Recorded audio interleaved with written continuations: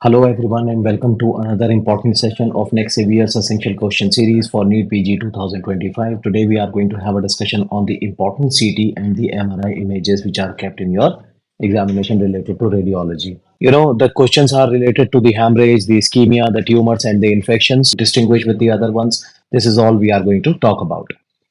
So starting with the first question in itself is a 25-year-old male brought to the emergency department after a motorbike accident. He was wearing a helmet but had a brief loss of consciousness at the scene followed by a period of consciousness. Now, after a few hours, he had become progressively drowsy and confused and now presents with the right-sided pupillary dilatation and left-sided weakness. Now, this is the clinical scenario which is provided to you. But what is basically asked over here is to identify the image which is provided on the MRI and then mark the answer related to this particular question. So the first one or the first topic that we have to talk about are the hemorrhages. Now there are 3 points which are important for you to remember in relation to the intracranial hemorrhages. The first one, whether it is acute or chronic. Whenever the image is provided to you related to the hemorrhage, then majority of the times it might appear either hyperdense or hypodense. Now, hyperdense is suggestive of the acute blood. Why does it suggest the acute hemorrhage? Because the fresh blood is having a high hematocrit, meaning it is rich in the RBCs, and these RBCs contains the iron or the hemoglobin. Now, hemoglobin has a high X-ray attenuation, which is causing the acute blood to appear bright, that is hyperdense on the X-rays or the CT scan. More importantly, the examiner tries to give you the acute images or the acute hemorrhagic images so that it becomes easier for you to identify. So the first thing that you have to identify is whether the hemorrhage is acute or chronic. Now, the second thing that you have to look for is the shape of the hemorrhage. You know, some of the hemorrhages, they might appear like a biconvex on appearance, while some of the hemorrhages might appear a crescent shape in appearance. There is a possibility of some hemorrhages to appear like a star shaped because of its flow along the CSF pathways, and some of them are irregularly present in the intracranial region or within the brain tissue. So second thing to identify is the shape. And finally, the third one is whether they are crossing the sutures or not. The suture line are the fibrous joint that connect the bones with the bones of the skulls, allowing for the growth and the flexibility in case of infancy. The major sutures included are the coronal sutures, the sagittal sutures, the lambdoid sutures, or the squamosal sutures. In case of epidural hematoma, they do not cross the suture lines because of the tight dura attachment, while in case of subdural hematoma, they can cross the suture line. So on the basis of this, you can very easily identify now that first of all, you have to look whether the hemorrhage is acute or chronic. The second thing you have to look is the shape. Whenever you find the lens-shaped hemorrhage or the biconvex hemorrhage, it is the feature of extradural hematoma. Whenever there is a crescent-shaped hemorrhage, then it is the feature of subdural hematoma, which is crossing the suture line. And the third one is that if there is a hemorrhage which appears star-shaped and follows the CSF pathway, blood which is present in the sulci, the ventricles, and the cistern, then it is a feature which is suggestive of subarachnoid hemorrhage. And finally, if there is an irregular bleed within the brain tissue, then it is suggestive of the intraparenchymal hemorrhage. So now it becomes much easier for us to identify. Now, if at all the examiner, as I told you in the beginning, that the examiner tries to give you a question related to the acute hemorrhage because it is easily identifiable on the CT scan images. What if the examiner decides to give you the image of a chronic hemorrhage? Then how will you identify this? Then you know that in case of a chronic hemorrhage, over a period of time, the clot undergoes breakdown and the hemoglobin, it gets degraded into methemoglobin. So leading to either isodense or the hypodense appearance. And this is how the chronic hemorrhages looks like. On the other hand, what about these kind of the images or these kind of the hemorrhages where there is a presence of both hyperdense and the hypodense images? So this is a feature which is suggestive of acute on chronic hemorrhage. Now, the first question we have already identified that the answer for that question is obviously the extradural hematoma, just by looking at the image provided to you in the question where there is a hemorrhage which is acute, it is biconvex in shape and it is not crossing the suture lines.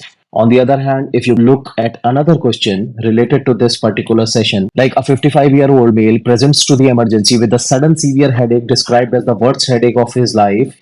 Reports nausea, vomiting, and photophobia. Examination, he is drowsy but arousable with neck stiffness and no focal neurological deficits. The CT scan is provided over here. And what you can very easily identify from the question itself, that a thunderclap headache is a feature of subarachnoid hemorrhage, which can be confirmed on the star-shaped hemorrhage seen along the CSF fluids. So answer for this question is subarachnoid hemorrhage. Next is the identification of the ischemic stroke on the CT scan.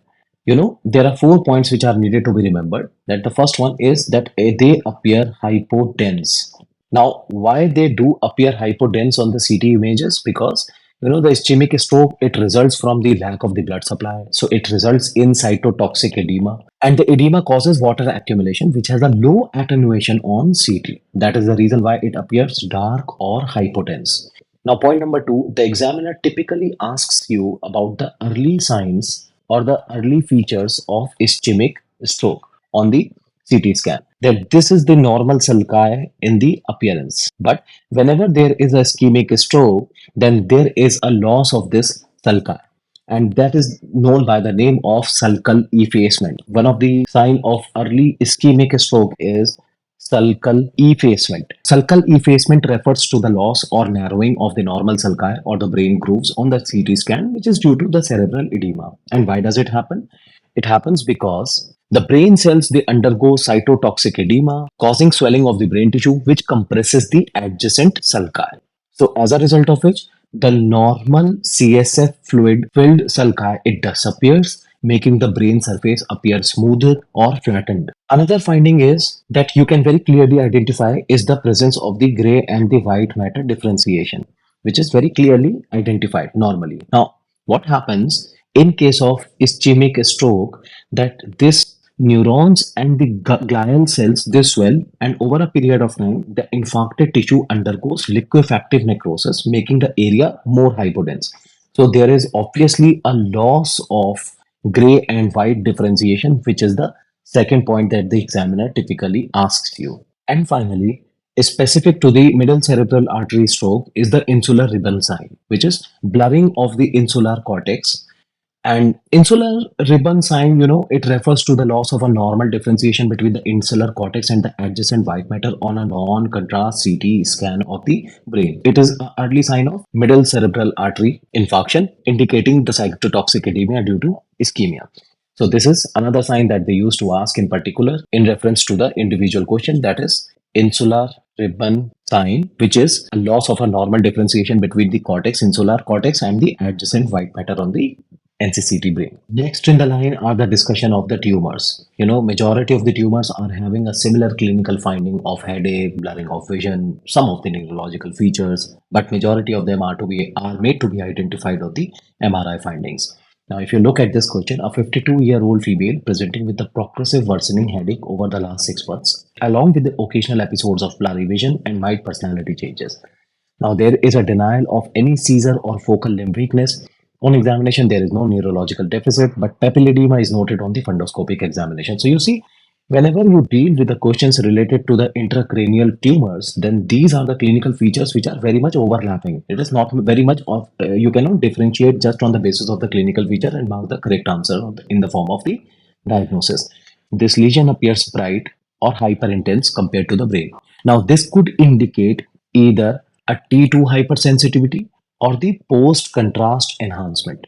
Now, if you look at the adjacent brain tissue, the normal brain is dark, that is hypotense. Now, in T2 weight images, what happens that the CSF, it appears bright, but here in this case, the CSF is also dark. This means that this is not a T2 weight image. So point number one that you have to identify is that it is a T1 weighted MRI image with the gadolinium contrast. So that is point number one. Now, point number two is that now you have to identify that whether it is a tumor or not. And if it is a tumor, then what is the name of the tumor? Now, if you look at this, that the enhancing dural attachments is clearly visible. And this is identified as a dural tail sign. And this dural tail sign is a classic sign of meningioma, which strongly enhances with the contrast. So what is the final conclusion? Point number one, this is the T1 weighted MRI with the gadolinium contrast. And the second thing is that the tumor is a meningioma, which is showing a strong homogeneous enhancement with the dural tail sign, which is characteristic for its identification. So this is how the questions related to the meningiomas are asked. Now, the second one is that if you look at the question, 7-year-old boy, the age is important, is brought to the clinic by the parent due to progressive difficulty in walking, frequent falls, and the morning headache over the past 2 months. Parents have also noticed the episodes of nausea and vomiting, which have worsened recently. On neurological examination, the child has a truncal ataxia, difficulty with the tandem walking, and MRI is shown over here. Now, if you look at the image, point number one, that identify the MRI sequence. You know, the left image over here, it is a T1, as we have already talked about that how to identify the MRI sequences. So it is a T1 weighted MRI with a contrast, which is gadolinium enhanced. And the tumor appears strongly enhancing, which is suggestive of a highly vascular lesion. On the other hand, the right image, which is the axial view, it is a T2 weighted MRI image with the lesion is appearing hyper intense with the surrounding edema. Now, large midline cerebellar mass is there, which is arising from the fourth ventricle. So there is a possibility that it could be either a medulloblastoma or a ependymoma. And based on these MRI findings only, it is extremely difficult to conclude the answer. Now, if you look at the second image, the question is that 6-year-old child is brought to the hospital with the complaint of progressive headache, nausea, and episodes of vomiting over the past 3 months. The parents also report that the child has been less active and has developed difficulty in balancing while walking. Neurological examination reveals ataxia and papilledema, and MRI is also performed. Now, if you look at the language of these two questions, it is not very much different. There is no some specific finding on the basis of which you can mark the correct answer. And if you go with the characteristic findings of what is being provided to you in the MRI, then step one, that it is a T1 weighted image with the contrast enhanced tumor, which appears iso-intense to slightly hypo-intense with the heterogeneous enhancement. Then, if you locate the lesion, then it is again midline posterior fossa mass involving the fourth ventricle and the brainstem. So there is a possibility that it is a tumor of cerebellar origin with brainstem compression. The only difference in between the two tumors that we have talked about over here, which is arising both from the fourth ventricle, is that there is a heterogeneous enhancement over here, which is not homogeneous, obviously, and here there is a homogeneous enhancement on the fourth ventricular tumor. And you know, this is the only MRI finding on the basis of which you can distinguish the two differentials, that is medulloblastoma and ependymoma. And if you look at the differences in between the two, then you will find that why this Homer right rosettes are so very frequently asked as a question in NEET PG or FMGA examinations. You know, because on this basis only you would be able to differentiate in between the medulloblastoma and ependymoma majority of the times. It is required for concluding or making the correct diagnosis. If you look at the basic theoretical differences, then the origin, medulloblastoma is arising from the roof of the fourth ventricle, while the ependymoma is arising from the floor of the fourth ventricle. The location, it is midline cerebellar tumor, but the ependymoma is more eccentric towards the posterior fossa. The CSF spread is very common in case of medulloblastoma, while it is less common in case of ependymoma. Hydrocephalus is common in both these two cases. Age group is slightly younger for medulloblastoma and young in adult child in case of ependymoma. And if you look at the histological features, then we have already talked about that how they are responsible for differentiating the two. The only difference that you get in both these two ventricular tumor is that one is homogeneous in identification and the other one is slightly heterogeneous. One is more enhancing and the other one is less enhancing, right? Now let's see how the cellular tumors they appear on the MRI. Like a 35-year-old woman presents with a complaint of progressive blurring of the vision over the past 6 months. She also reports the irregular menstrual cycles and milky discharge from her breast despite not being pregnant. On examination, she has bitemporal hemianopia but no other neurological deficits. MRI brain was performed, and what is the most likely diagnosis? Now, you know, if you step by step identify that what is being provided to you in the MRI, then the first one is that it is the T1 weighted MRI with contrast which is provided, and there is a well defined mass in the cellular tertica which is extending superiorly, compressing the optic chiasm, and it can be seen in both these views, that is sagittal and the coronal sections. So, you know, whenever well defined mass in the cellular tertica is provided to you which might be extending with a size of more than or less than 10 millimeters, which is suggestive of macroadenoma or microadenoma of the pituitary gland. So possibly we are dealing with the question related to the pituitary adenoma. Based on the clinical features, also you can conclude the diagnosis. But if you look at another question over here, also we are provided with the suprasellar mass. And this is the T1 weighted MRI with the contrast, and the tumor shows heterogeneous enhancement. And once we locate it, it is again the sellar and suprasellar mass, which is extending more towards the optic chiasm and the hypothalamus. So, although it is extremely difficult to distinguish both these two tumors, the only distinguishing feature over here that we are getting a well-defined mass in the sellar turtica, while here it is a tumor that shows heterogeneous enhancement. While this tumor appears to be less compressive, while on the other hand, this tumor appears to be more compressive. These are the only differences that you can get. If you look at the clinical features related to these two different questions, then here you cannot make out much of a difference as far as these features which are provided to you in the questions are concerned. So that is the reason why both pituitary adenoma and craniopharyngioma are considered to be an important differential diagnosis to each other. Let's see how these two can be differentiated from each other. So pituitary adenoma is a cellar which is might be having a suprasellar extension, but craniopharyngioma is specifically a suprasellar tumor. Now, as far as enhancement is concerned, which is the only finding on the basis of which you have differentiated these two, that it is homogeneous with a strong enhancement, while this is heterogeneous. The craniopharyngioma, it appears heterogeneous with cystic or the solid, means combination of both cystic and solid enhancement.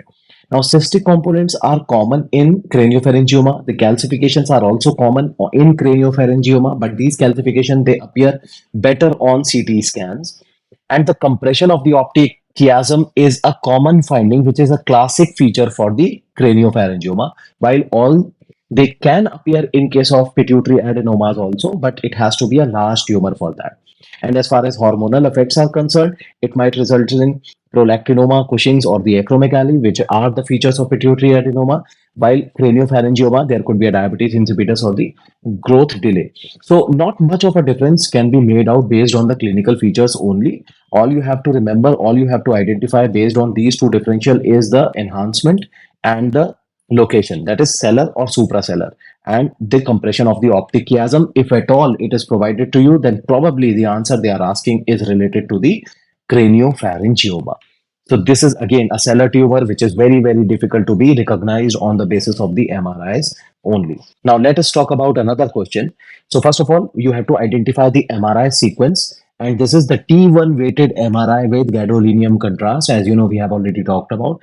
And there is a lesion that shows ring enhancement with the central necrotic lesions. Now, if you localize the lesion, it is large, irregular intraaxial mass, which is lobar, that is temporal in location. And if you look at the characteristics of this lesion in particular, then it is irregular and it is heterogeneously enhancing mass, and the ring enhancement is there with the necrotic center, which is a highly characteristic feature of glioblastoma multiforme. The problem is that this tumor is very difficult to differentiate it from the brain abscess. Then how the brain abscess is identified? First of all, there is the language of the questions are going to be different. It will not be related to what we see as a compressive feature, which is having a long term duration like 3 months. And second, for the brain abscess, if you identify, then it is an intraaxial lesion which could be present in any of the lobes, but it shows thin, smooth ring enhancement in comparison to what we have witnessed in case of GBM. So let's try to differentiate the other ring enhancing lesions. Like the GBM enhancement is thick and it is irregular, while in case of brain abscess, it is thin and smooth. And that is the only finding on the basis of which you can differentiate it effectively. As far as edema is concerned, so there could be say severe peritumoral edema, but it is minimal to moderate, but these two are identified on T2 sequences. Necrosis is common, which is centrally located, and it is considered to be a hallmark for the identification of GBM, while there could be a liquid center, which is pus filled in case of brain abscess. As far as midline crossing is concerned, so butterfly glioma if corpus callosum is involved, but there is no such midline crossing which is observed in case of brain abscesses. But as as we are talking about the individual image which is provided to you or which could be provided to you in the question, then the basic difference in between the two remains the only one, and that is that there is a thin, smooth ring which is enhancing ring around the lesion, while there will be a thick, irregular, heterogeneous ring around the lesion.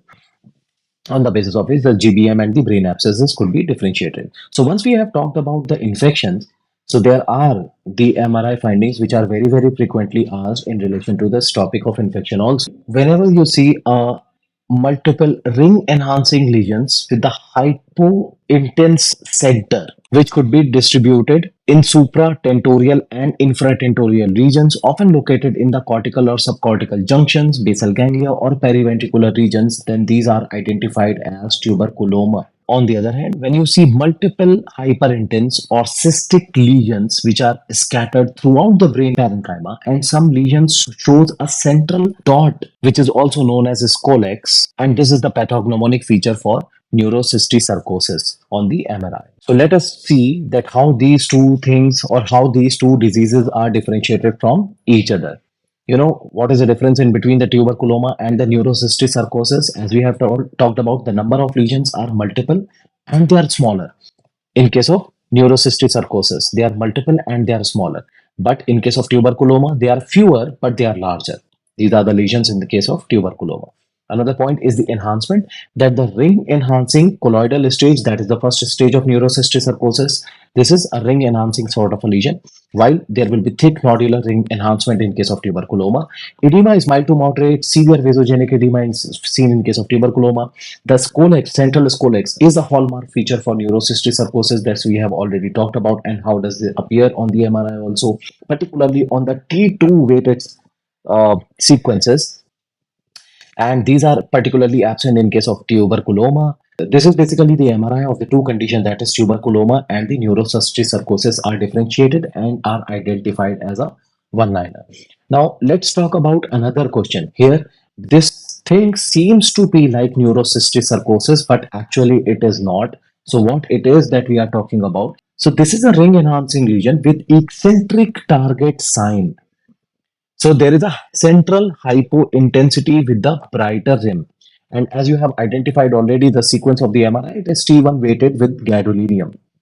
So this basically is not the neurocysticercosis that we were talking about. It is a feature of toxoplasmosis, or this is how the MRIs of toxoplasmosis are identified. If you look at the differences in between the toxoplasmosis and tuberculoma in particular, so the causes are different, but there will always be a provision of the HIV with the CD4 count of more less than 100, because these are the patients who are immunosuppressed. It is a specific finding which is related to the development of toxoplasmosis. While the features on the CT scan, there will be a target sign. This toxoplasmosis is identified as a target sign, and a thick walled nodular enhancement is seen in case of tuberculoma, we have already seen. But how this toxoplasmosis is differentiated from neurocysticercosis? In neurocysticercosis, we have seen multiple lesions, while in case of toxoplasmosis, there are relatively less lesions. Point number two, that it is particularly more commonly located in the towards the often located in the basal ganglia or the corticomedullary junctions, the toxoplasmotic lesions, while neurocysticercotic lesions are scattered throughout the brain. Another point is that a target sign is seen in case of toxoplasmosis, while in case of neurocysticercosis, we have already seen a dot or the scolex sign in the first stages. So this is how all these things are differentiated from each other.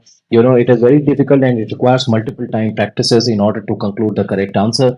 These were the topics which are very, very frequently kept in your examination, and that is why we have discussed them.